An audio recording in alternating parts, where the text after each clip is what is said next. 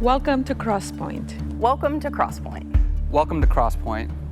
We are an inclusive faith community seeking to live out the loving, just, and generous way of Jesus. We are participants in a long tradition that's less concerned with doctrines and dogma that demand total agreement, but a life to be lived, enjoyed, and given away to others. What unites us is a growing awareness that life is precious. That we are made by love in order to love. This community is comprised of and affirms the entire human family. Regardless of race, age, creed, physical abilities, marital or economic status, gender identity, or sexual orientation. So, if you're curious and have come to see, if you are tired and have come to rest, if you are grateful and have come to share, if you are wounded and have come to heal, if you're joyful and have come to celebrate, if you are uprooted and have come to belong, welcome home. Welcome home. Welcome home. Welcome home.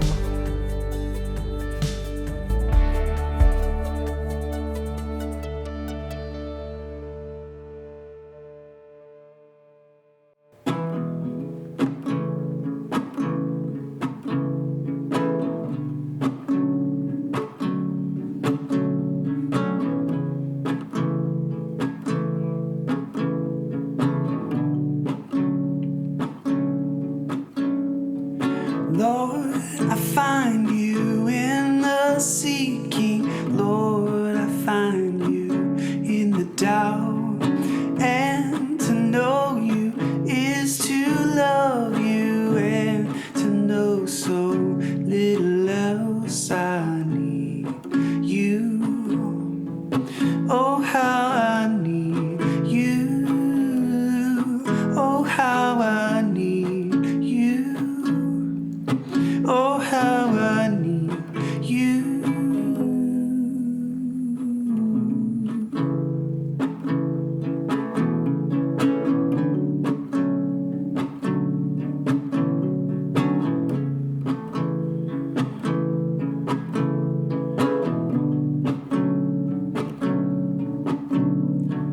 Lord, I find you in the morning. Lord, I seek you every day. Let my life be for your glory, woven in your threads of grace. I need you. Oh, how I need you. Oh, how I need you. Oh, how I need you.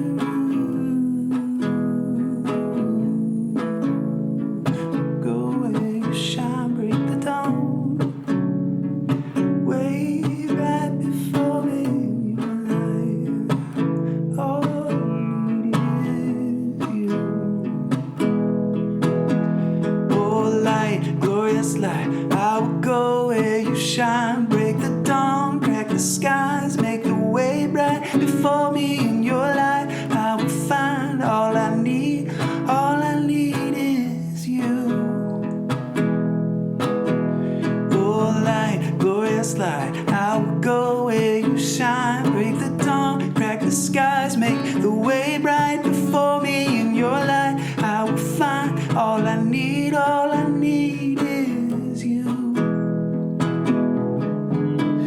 Oh, light, glorious light, I will go where you shine, break the dawn, crack the skies, make the way bright before me in your light. I will find all I need is you.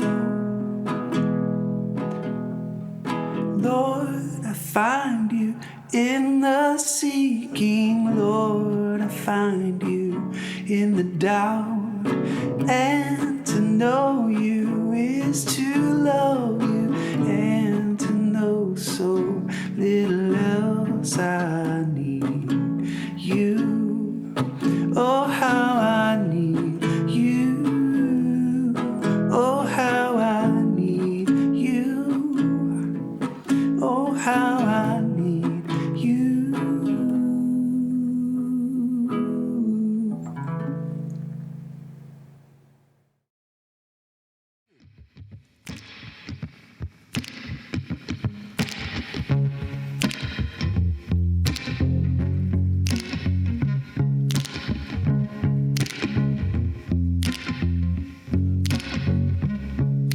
brother, my sister, God love you and God bless you.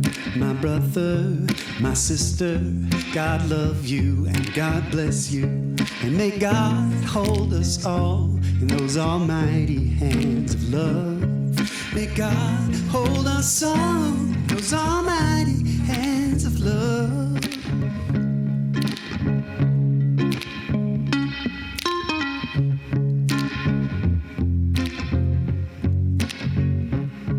My brother, my sister, God love you and God bless you.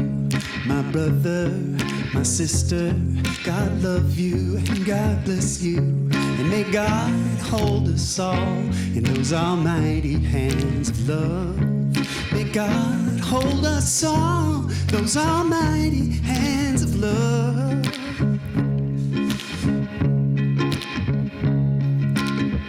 Bring me a higher love. Bring me a higher love. Oh, bring me a higher love. It's that higher love I've been thinking of.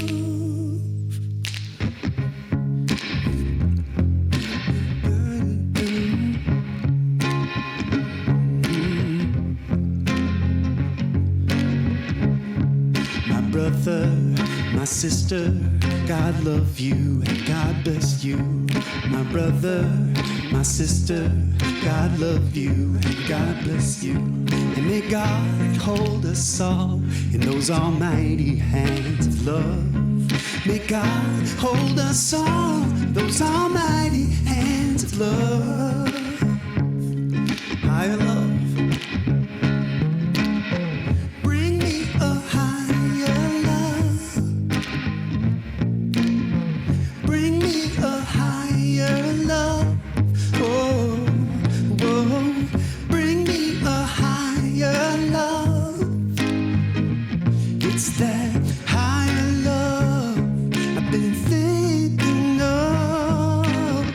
Bring me a higher love. Bring me a higher love, love. Bring me a higher love. It's that higher love I've been thinking of. My brother, my sister, God love you and God bless you. My brother, my sister, God love you and God bless you. And may God hold us all in those almighty hands of love. May God hold us all in those almighty hands of love.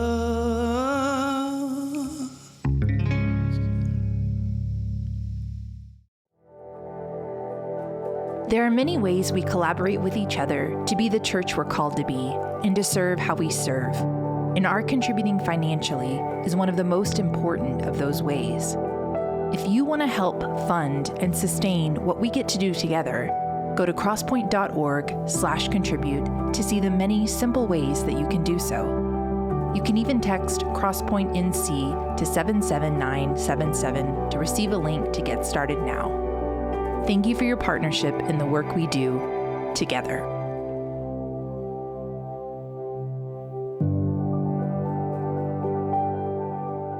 Hey everybody, as we get started today, just a quick and important reminder that because of the holiday next week, this upcoming Sunday, August 31st, we'll not be having an in-person service on campus in Cary. So we will not be meeting in person, but we will still have our online service that will premiere right here online, same time as always, 10 a.m. Eastern Standard Time. But again, we will not have an in-person service next Sunday, August 31st. All right, so just after the creation story, the Garden of Eden, easy for me to say, Garden of Eden, Adam and Eve, the paradise, the nudists, talking snakes, all that, a problem with people is presented. And this is perhaps an oversimplification to put it this way, but it's like as if it presents the problem is that it's people acting like human beings from the very beginning. Maybe you've noticed they still act this way. This past week I heard a comedian named Patrick Keane make a joke about Adam and Eve's kids, Cain and Abel, or Cain kills Abel. He said the third person on the planet killed the fourth person on the planet. We weren't even able to make it 3 people before somebody was a murderer. At one time, a third of the people on the planet were murderers. His delivery was better. But in my defense, so was his audience. It's sort of cynical, but he's making a decent observation that at least how humanity is presented in Genesis as immediately problematic. From Cain and Abel, the problems only increase. And so early in Genesis, that story happens. Then we're given a bunch of names of people and when they were born and how long they lived, all the way till we get to this guy Noah, whose name in Hebrew translates to rest or comfort. That's why as soon as you think of Noah and his ark, you think of the most comforting thing that has ever happened on earth. So we get to chapter 6, 6 chapters into the story of humanity, and we get to this sentence. It says, "The Lord saw that the wickedness of human beings was great in the earth, and that every inclination of their thoughts, of their hearts, was only evil continually." So we're told by the storyteller in Genesis that human beings had reached a level of terrible, that it was every inclination, every tendency they had was rotten. Every one of their thoughts was only evil all the time. So before I read the next sentence, I want you to consider whether you think that could be literally true. You're allowed to do that, and it will make some of us uncomfortable, this invitation, and I'm going to stick with this for the next several moments. But I want you to think, is that real? Think of the entire human species. Every idea every one of them had at all times was evil. When a mother was making lunch for her 4-year-old son, she had evil intent. When that son ran across the field to his visiting grandfather, the child's thoughts were evil. 2 20-year-olds meet for the first time, their hearts aflutter, and they don't even notice because they're busy in their minds devising evil. So maybe when I put it that way, you're thinking, okay, come on, that's not what the text is saying.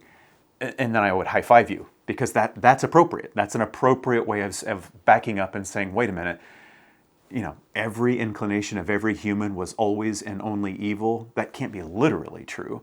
And that's important that you know that's a good, creative, critical way of addressing the text in all texts. So the next sentence continues, "And the Lord was sorry that he had made humans on the earth, and it grieved him to his heart."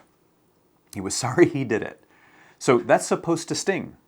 Shame-based teaching will frame things like this. Some of us, I've been told, have heard our own parents say similar things. Like, "I don't know where I went wrong raising you." Like, "I've messed up so bad, I don't know where it's gone wrong." Somebody told me they had a mother say, "The way you've turned out makes me regret having kids in the first place." I mean, these are powerfully venomous things to say. Maybe you've heard something said to you that was similar. And so the idea of human behavior becoming so bad that even our cosmic parent, God, could not have seen how bad it would get. An all-knowing, future-seeing God feels regret. That's how bad we got. We were so bad it caught God off guard. That's a shame message. So ask yourself again, is that literally the case? Where God, the God of the universe, was putting God's face in God's hands saying, "What have I done? I've messed up. I never mess up anything. And what a disaster these people have turned out to be." Does that sound like a representation of fundamental reality and wisdom?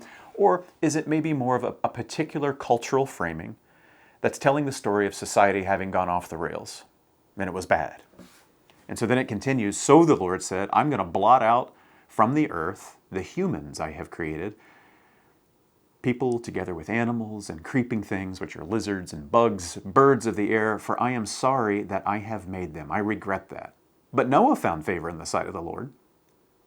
So we can continue asking the same question of whether we think this is how, this accurately represents how the God of the universe really does think and feel, or if it's a story to really highlight how bad people can be toward each other, so much so that it feels like everybody sometime, some of the days, it's so bad that it's like God has to do something. Surely God sees how bad this is. So before we continue, the reason I'm having us pause and ask these questions is because many of us were taught not to do this. We were taught that you have to believe these stories as they're stated or reject them out loud or privately. But either way, it's a means to becoming one of us or somebody else, to believe these stories. And yet, almost none of us do this consistently. We wouldn't say the parable of the Good Samaritan loses its value if it didn't literally happen the way Jesus told that parable. A parable is a story that has huge layered bits of meaning that can cross time and culture and language and all that stuff. Who cares if it actually happened? It's true regardless of whether it was fiction or not. I mean, imagine saying that the feelings you have during a deeply emotional movie scene, well, those aren't real because the story is fiction. Well, that's not what it means to be a human being at all. So, you are obviously welcome to believe the Noah story as history, and we're going to get to the rest of it here in a moment. You can believe that it happened, just like Genesis says. But I just want to remind us, that's not the more spiritual or more faithful or serious, respectful position. It's just not. It's just a preference. You and I are also welcome to believe it's a parable, just like Jesus always told. That its weight and its significance isn't for being historical, but for capturing something more timeless. Now, we're going to get to some of the weightier themes for our actual discussion today, because a couple verses later it says, "Now the earth was corrupt in God's sight, and the earth was filled with violence. And God saw that the earth was corrupt, for all flesh had corrupted its ways upon the earth. And God said to Noah, I have determined to make an end of all flesh, for the earth is filled with violence because of them. Now I'm going to destroy them along with the earth. Noah, make yourself a boat, an ark of cypress wood," and then it details the design specs, a lot of detail. So notice that the chapter goes on, it goes deeper into that the problem with humanity, more precisely, is being diagnosed. There's this corruption. It's a violent corruption that God is seeing. And the word translated corrupt is, and I'm going to butcher the ancient Hebrew here, but something like shalkat, which means ruined or destroyed. So the corruption, the violence, the destruction, what has done it? Violence, violent people. People have become violent. That's the evil that was being talked about. They're violent in their actions toward each other, in their speech, maybe toward the earth, creation itself. They exude a violence. That's what's corrupted it. So what is God going to do about this problem? I am going to destroy them along with the earth. Destroy everybody and all the animals. Well, the word destroy is the same Hebrew word translated corrupt a sentence before. It's like God is saying, the world has been ruined, so I'm going to ruin it. It's like a parent screaming at the kids, stop yelling, or a mom spanking the children for hitting each other. This is the dad making the boys smoke a whole pack of cigarettes because he caught them smoking. The world is ruined with violence, so Noah, buckle up. I'm going to violently ruin it. So Noah builds his boat, and it takes a long, long time. And animals are brought to him when it's ready, and they all get on board. And as an aside, if modern depictions are to be believed, the continued existence of lions after the flood, as you can see, is a scientific mystery and a beautiful, unexpected miracle. You might need a minute to understand what I'm saying, but I got to keep moving.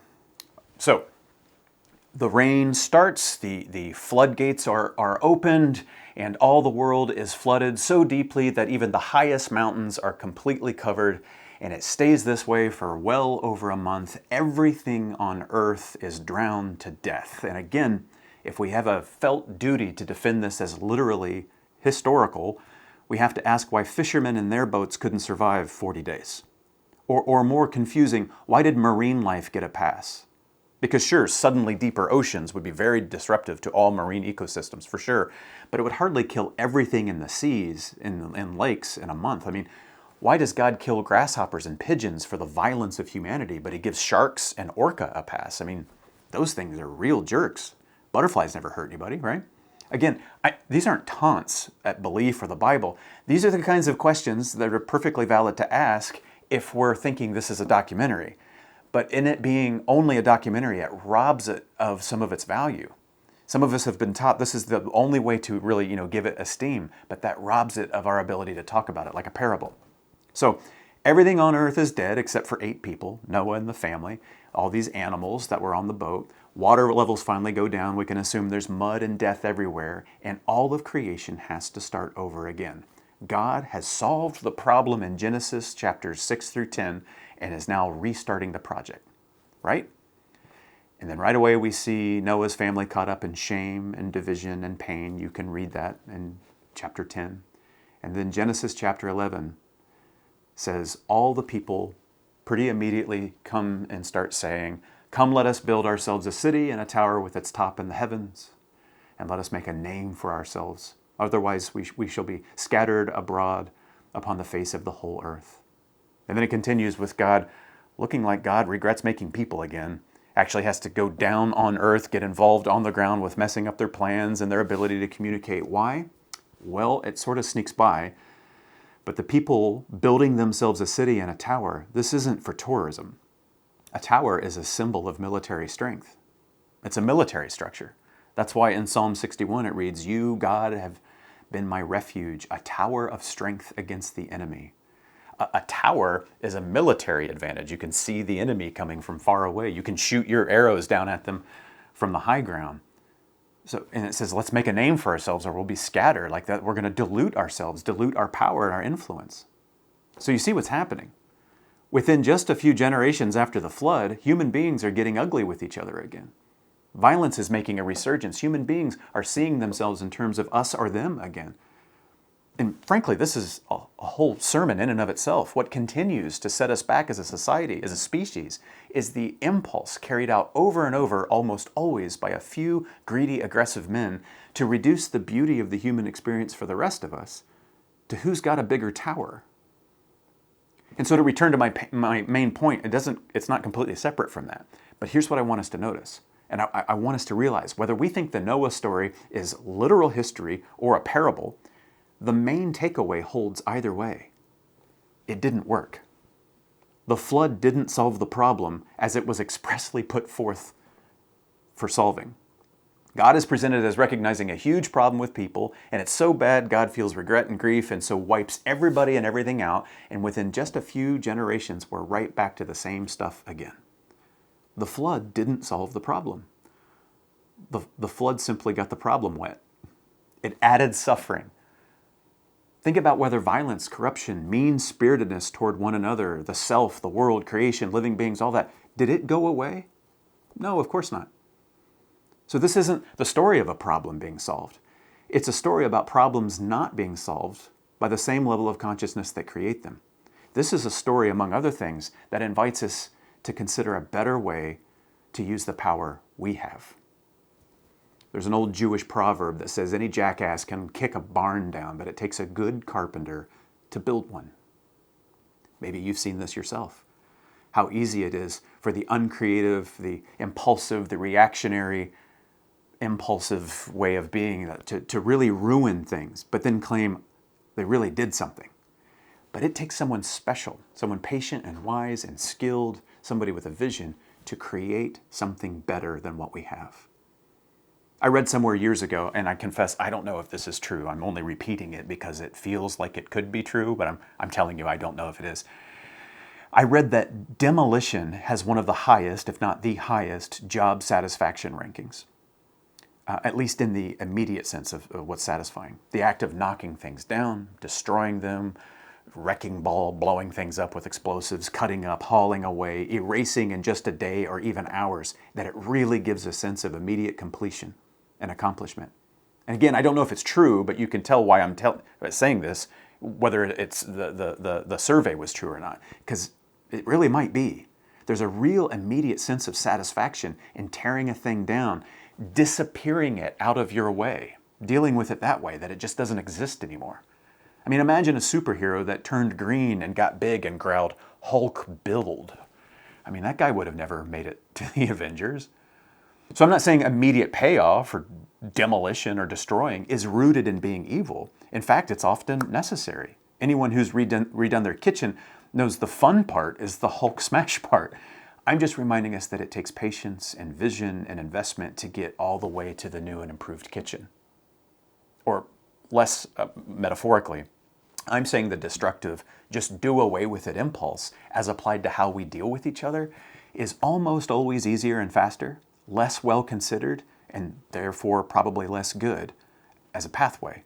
And this fact is our word of caution, because it's very often not only not necessary, but runs counter to the invitation people of love are invited to say yes to. When it comes to the inevitable tension and disagreements and problems that come with being human beings together, most of people around us are wonderful, but then there's always some that are less wonderful. They're bent on corruption or self-interest.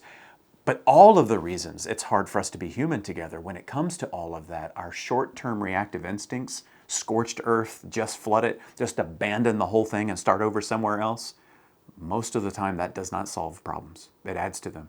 Generally speaking, this impulse only adds to or avoids the actual problems, challenges, opportunities. And some of us know exactly what this looks like. When it's come to breakdowns with other people, we've tried defensiveness, we tried going on the offensive, we tried blame, shame, we tried the silent treatment, we tried disgust, we tried rallying our friends against them, we tried threats, we tried all manner of us or them, us against them, or I will win this at all costs, in the small way, the big way, independently, or with your company or family. In many respects, it even got some results at first. But when we really look back, we're starting to wonder if maybe we didn't rise to the moment in a way that built or created anything. We demoed the kitchen without any intent or effort to improve it. We flooded the world. We responded to ugly with ugly, pain with pain. We felt disappointment and anger and grief, and we responded, returned and multiplied disappointment, anger, and grief, largely out of a fixation on how we ourselves felt and little else. All we could think to do or say was kick down the barn. And for some of us to this day, we're really, really good at kicking down barns. But now what? Because aren't some of us then finding you don't get a trophy for winning like that? Aren't we finding that flooding the world hasn't alleviated grief, let alone solved the problems that we were reacting to? There's a strong chance that you've come to a point in your life where you're beginning to realize the world isn't going to make my being the best version of myself any easier. It's not going to comply. It's not going to give me permission. And so rather than waiting for it to change or washing it away, I'm going to have to figure out how to say yes to something deeper in order to live well within it. There's a fascinating bit of writing in John's Gospel. At the beginning, he's just getting started with his version of the Jesus story. And he's still in the opening stanzas, and he puts this forward when he says, "The Word became flesh." And the word there is logos. It's a Greek idea, a pretty complex, mystifying Greek concept that I think we can summarize fairly well as being the wisdom of the divine. So the intangible logos, wisdom of God, became flesh, became tangible, and lived among us. And we have seen his glory, the glory as of a Father's only Son. We saw it with our own eyes. And then he says, full of grace and truth. The wisdom of God became flesh and bone, and we saw him full of grace and truth. There's a million things we could think about here, but I want to focus on these words, grace and truth. Not just the words, but the fact of them being together, and not just their being together, but their order. So let me explain. The idea of grace pertains to a way of dealing with others gently and patiently and forgivingly and compassionately. It's not so much based on who they are or are not, but it's based on who I am. Grace is tapped into an inner resource that doesn't let other people's behaviors dictate to me how I'm going to be toward them. But then there's truth, an idea we've talked about recently. This isn't true ideas like Christians use it often, like doctrinal propositions you have to agree with. It's not that at all.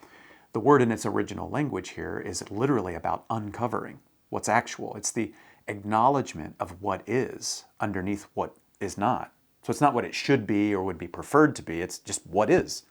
So Jesus comes full of grace and truth. Not just truth, because without grace, truth can be cold and severe and inconsiderate of human beings. Truth without grace makes ideas more important than human beings. And you can't get a world with love in it with that. But not just grace either.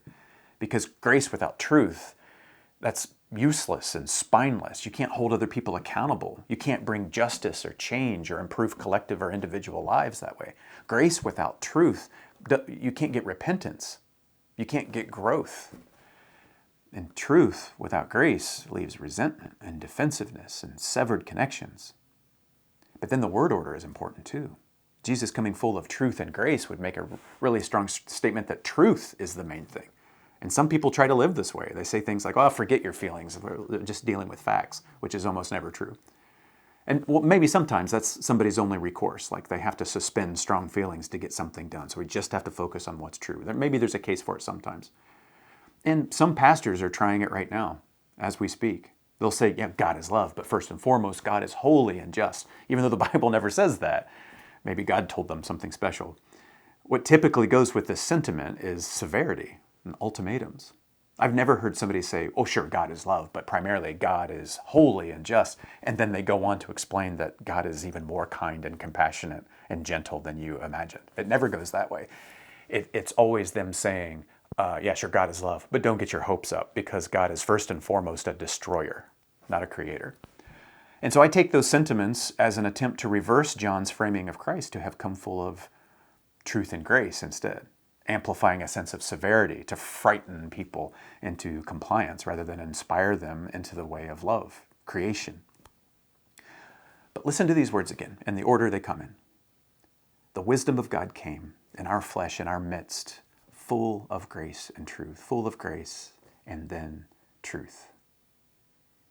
And then 2 sentences later, and from this fullness, from his fullness, we have all received grace upon grace. We received this fullness, but to drive home where our attention and energy should be, it's grace upon grace. We're invited similarly to be full of this grace first and foremost. The full of this comforting and the commitment to preserve connection in every way that we can. A commitment to dignify and understand, to kindness, to elevating compassion and beauty, to build, even in the midst of the ugliest, most disappointing, destructive things we might have other people saying or doing to each other, to find that creative spirit. We're invited to employ grace first and foremost, resisting reactive, defensive postures more and more every year, and in its place applying curiosity, the energy of a builder, the creative spirit with the better, longer view in mind. But then, yes, truth. Secondary, but also important as a concern. We address what is true. We respond to what is true wisely and rightly. No bypassing things because we're scared or uncomfortable with what's real. We do that. We acknowledge and deal with what's true for sure. But all this truth naming is insulated by grace. It's a function of grace upon grace because any old donkey can kick down the crooked, rotten, disappointing barns put in front of us that we don't like. But it takes a good, wise, patient spirit of a carpenter to pause, to consider, to remember, and instead channel energy toward creation. Next time you're in an argument with a loved one, when, not if, grace, then truth. What if your primary energy was understanding and preserved connection, making sure that the energy you normally put into being properly understood was being rerouted? Super challenging stuff. But this first grace, not first who is right and who is wrong, but first, this will be kind and safe and connective. Let's see what we can learn. Next time you've hurt or offended someone and they tell you that you have, grace, then truth. Because you may be thinking, well, they took what you said the wrong way. Or you may be thinking, well, what you said wasn't half as bad as what they said. Or you're thinking, what I said was true. Your issue is with the truth. All of that might be valid to some degree. But do you want to be right while standing over a flooded world? Or do you want to, leading with grace, treat the wounds with gentleness more than insisting you didn't cause them? If you lead with grace, you can get to more than truth. You can grow together in trust and kindness. You can increase the bonds. And next time there's a wound, and there's going to be, it'll be easier to repair because there's more trust there. Grace, then truth for your loved ones. Grace, then truth for your enemies. Grace, then truth for those who annoy you. Grace, then truth for those who don't use grace and don't use truth with you in return, regardless of how they act. Grace, then truth. Grace, then truth for a world who seems to largely hold that floods still work, despite all the evidence to the contrary. Grace, then truth, even if we're the only ones brave enough to slow down and live that way, because our resource, our well, is the very love and wisdom of God. One of the most transformative, maturing, deepening, spiritually expansive things we can do, that we can choose to do in real time, is move like creators more than we move like destroyers in our relationships. All of them. Grace, then truth. My friends, may we live better stories and be able to tell better stories about how we engage with the best and the worst of one another with grace and truth. May we in real time work to be aligning ourselves with the spirit of creation and possibility, of curiosity and connection, even in the midst of others who maybe seem to have settled for kicking down and burning down and flooding and failing to trust the spirit of the carpenter, who is always, always up to something in the name of wisdom and love. And may we recognize this not simply on some grand scale, but within the next couple hours, because it's coming. Amen.